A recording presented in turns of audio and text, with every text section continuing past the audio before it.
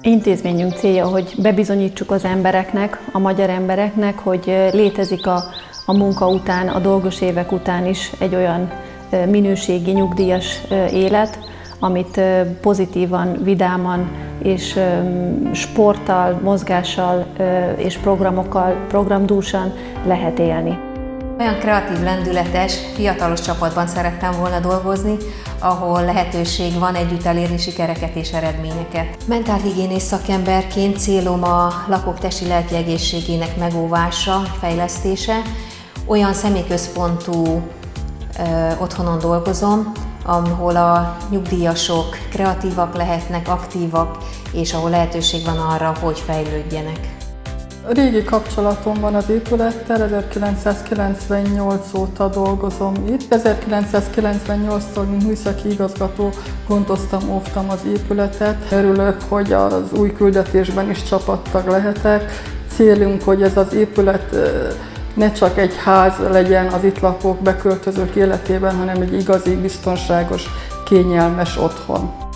Már korábban is ebben az intézményben, ebben az épületben dolgoztam, amikor még nem otthonként üzemelt, és nagy örömmel tudtam meg azt, hogy újra életre fog kelni. Úgyhogy nagyon vártam már, hogy életet leheljünk ismét az épületbe, és legyen miért, legyen kiért dolgozni.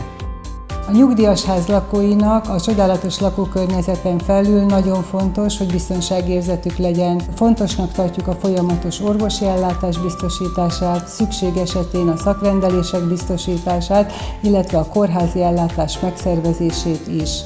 Nagyon fontos és kiemelem, hogy a Telki-Hold nyugdíjas ház szakrendelői hátterét a Medcity Egészségközpont Kft. Biztosítja. Ebben a szakrendelőben a legfontosabb szakrendelések elérhetők, soron kívül biztosítjuk a pácienseinknek, lakóinknak a bejutását, illetve a szakszerű ellátását.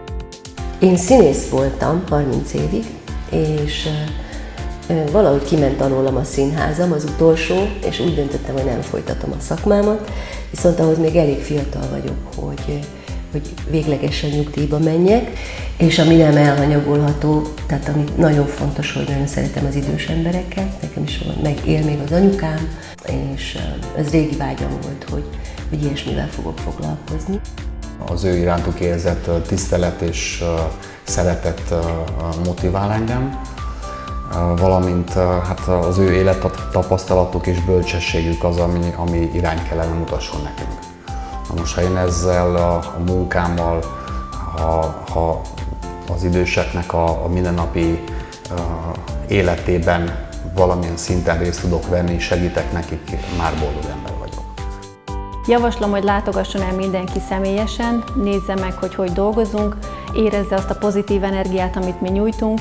Én hiszek abban, hogy ez a hely az a hely, ami egy minőségi időskor kezdetét jelentheti.